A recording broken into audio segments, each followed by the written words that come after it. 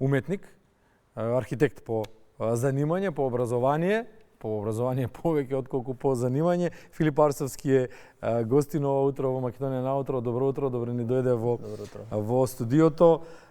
Те нарековме урбан и стрит арт уметник од Македонија. Дали е ова приближна или точна дефиниција? После архитектурата може да се наречам како урбан или стрит артист, да речеме. Да. За новинарите велат дека тенка е линијата меѓу новинарството и публицизмот, значи издаваштвото, односно не издаваштвото, туку пишувањето, писателството, нели? Така и кај вас архитектите, кај вас кај нас нема граница скоро. Пола инженери, пола уметници, зависи како ќе фатиш. Добро, тој е тежок многу факултет, знам, мојата мајка и мојата сестра се архитекти. Што подоцна ве тера да го заборавите она што сте го учели и да преминете во една друга димензија? Така е, искрено јас 5 години мислам да во рок завршен факултетот магистриран архитект, искрено тежок факултет, ама не се каам, искрено убав период од животот. Користиш архитектура за нешто, во нешто, она што си го научил на факултет? Користам колку помош за колегите кои ми се од факултет нешто почнат, инаку скроз тотално различно фатив од архитектурата и некако повеќе се пронедов во ова. Добро, а визијата што ја стекнуваш во образованието не ти дава искрено не ти дава нешто да го планираш просторот кога црташ да се ориентираш? Види, искрено да имаш осети чувства. Желбата за цртањето мислам ја имам од дете, ама во еден период од животот, да речем околу средното образование, некако ја изгубив таа желба и немав нека желба многу за цртање и на факултет благодарение на професорка која ми беше таму на ликовно ми се врати таа желба за цртање и така во тој период на короната уствари успеа да се пронедам себе прво со уметнички слики, а после и за персонализирани работи на облека. Енергичен стил, разведрен, урбан, како би се опишале? Највеќе како урбан, бидејќи ова се што се прави е нешто што не можат да го сретнат секаде и се што е направено во една не лимитирана, него буквално еден од еден е производот. Секој производ е направен за оној кој што се работи за него и буквално е персонализиран за него. Рачна изработка или хендкрафт, како што велат? Буквално рачна изработка. Американци. Добро, кои се главните теми и мотиви што ги обработуваш? Искрено нема некои главни мотиви, бидејќи тоа е еден широк спектар на мотиви кои може да се најдат, затоа што све зависи од клиентот кој доаѓа со кој соработувам за самото цртање на патеки, најразлични луѓе, најразлични идеи, така да се е ново и се е различно буквално. Секој нареден проект е различен од претходниот.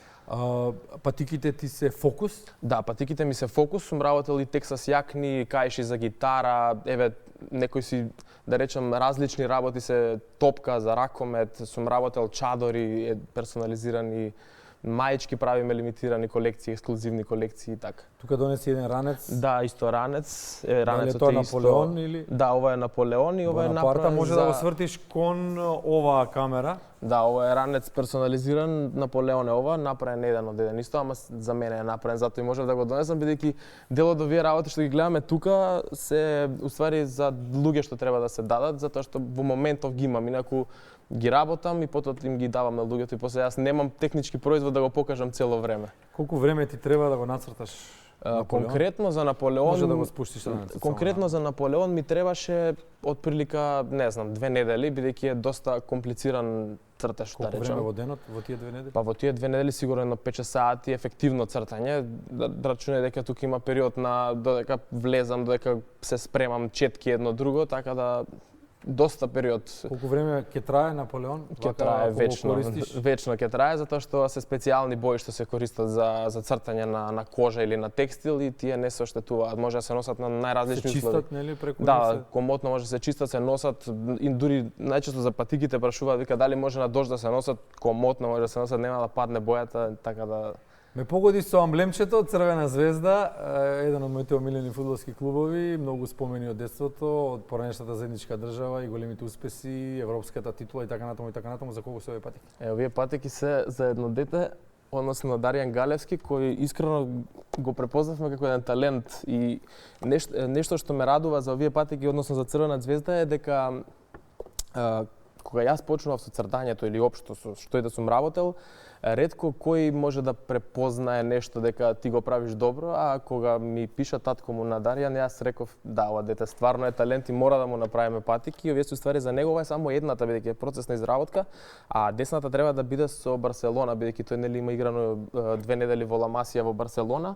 И другата патика ќе биде персонализирана ствари со Барселона. Сега играше на Камп Ново Овиедо, шпанците се распаметени од талентот, дај Боже само да го држи оганот за фудбалот, бидејќи има само 9 години. Јас како што гледав и разбрав, мислам дека ќе Добро, каква инспирација се овие кастомизирани или лично создадени дела за оние кои што ги добиваат? Имаш ли фидбек, имаш ли повратен одговор? Како реагираат на тоа? Дали дополнително се случува кај луѓето мотив, дали дополнително добиваат енергија кога ќе го имаат она што го замислиле? Пред се ова се идеи и замисли на некои луѓе. Па да, ова се идеи и замисли на некои луѓе. Јас кога ќе дојдат луѓето кај мене, јас им кажувам дека првично ќе го добијат дигитално дизајнот, да видам како ќе изреагираат, имаат 2 до 3 корекции може да направат на мојот дизајн и потоа го аплицираме рачно на патиките, а инаку реакциите им се супер, искрено да ти кажам, зашто добива нешто што е различно од сите другите што го носат, а дел од реакциите, бар на познатите, односно моите соработки кои ги имам направено, може да се видат и на мојот профил на Инстаграм, бидејќи ги снимаме тие реакции, зашто сакам да им доловаме на друга страна на луѓето да видат како они реагираат кога ќе добијат некој подарок, особено што е персонализиран специјално за нив. Ние сме дефинирани како луѓе со истенчен вкус, сега тоа истенчен Дефинитивно, да. може да оди во повеќе аспекти, ќе го избереме епитетот истенчен.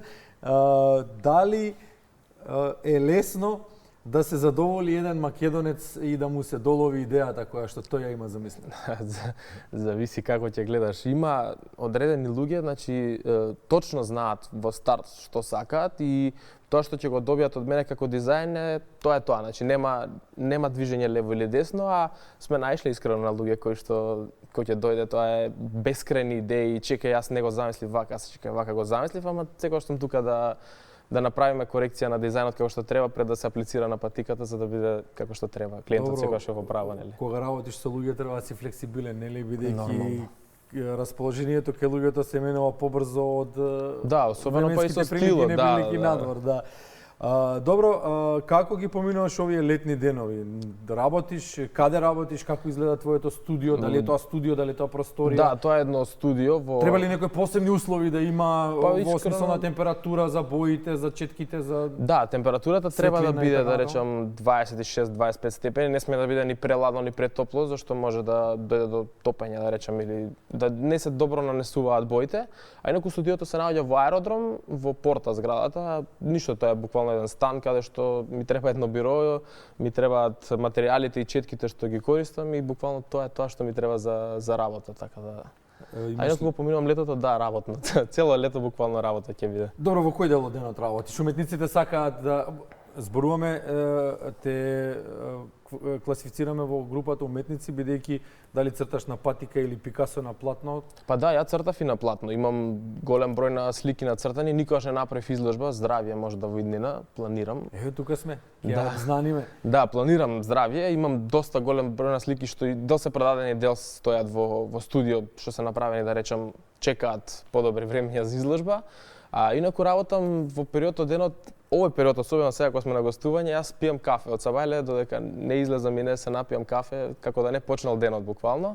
А после тоа работам и се случувало да работам и од 10, може да почнам и навечер во 10, буквално кога ќе ми дојде инспирација, тогаш седнам и тоа ми е предноста на оваа работа, зашто не сум ограничен со некое работно време, него кога сакам, кога ќе ми дојде инспирација, тогаш можам да седнам да работам. Добро, ние тука не знаеме кога е ден или ноќ, немаме прозорци, кога ќе влеземе во студиото, тоа е една машина која што е 24/7. Добро, уметниците по дефолт се хумани луѓе, се занимаваат со една димензија од животот која што значи пренесување на емоции. Имаш ли некоја хуманитарна акција до сега? Имаш ли нешто одработено за некого, некој подарок, некој символ на некого што му значело нешто? Да, имам направено. Не икем со тоа да речам на некој начин да се фалам. Нема тука фалење. Тоа е работа што сум сметал дека во тој момент треба да се направи. Имаме, например, со Комит исто една голема акција правевме, каде што за Великден имаше да се направи некое си јајце со амблемите на Вардар или слично. И тогаш јас го направив јајцето, се пријавив на таа, им пишав на Комити дека ова го правам буквално за хуманитарни цели, се договоривме дека они даваат дрес за тоа, за награда као за најдобро нацртано великденско јајце и ние тој дрес го ставивме на хуманитарна аукција, парите ги дониравме, а исто така еден мој печат беше на хуманитарниот турнир за Марко Божиновски, односно топката и едни капи кои беа направени за играчите кои беа Men of the Match на тој турнир, па тоа беше еден белек од мене за најдобрите играчи на надпреварите. Ќе си го кажеме, ќе се кажеме фразата, но мора да преведеме Men of the Match, човек на надпреварот. Добро, спомена комити, дали имаш цртано стрит арт? Да, имам цртано неколку мурали ни Скопје.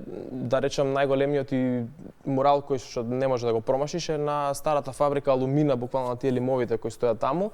Тој го правевме лани, баш овој период со комити, тој еден 250 метарски графит, да го наречам, кој што е направен за еден ден со нивна помош и е нешто што е мој оставено белег во градот, а и сега буквално викендов ќе работиме еден мурал кој што ќе биде кај кружниот тек кај Стар кафе, така да. Исто за ФК Вардар? Да, исто со комити заедно, бидејќи мислам дека соработката ни е супер и ми е кеф кога работам зашто многу си го сакам Вардар искрено, така да. Тоа е неголемиот македонски спортски бренд, да, сака има... ние да признаеме или не, тоа е така, историски докажано.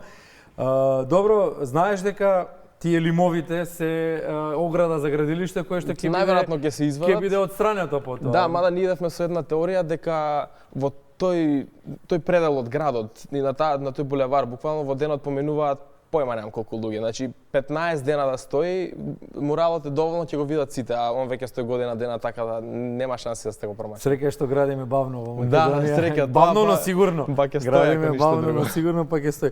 Добро, Филип, 7:59 и некоја секунда прелета овие 15 на минути. Ти благодариме што дојде утрово. Веднаш што договоривме, комуникативен си, контактибилен, што сакаме ние во сленг, во жаргон да кажеме. Те чекаме повторно со нови акции, креации и слично. Нашето студио за тебе и за луѓето како тебе, еве нека биде ова инспирација, е секогаш отворен. Ти благодарам поканата.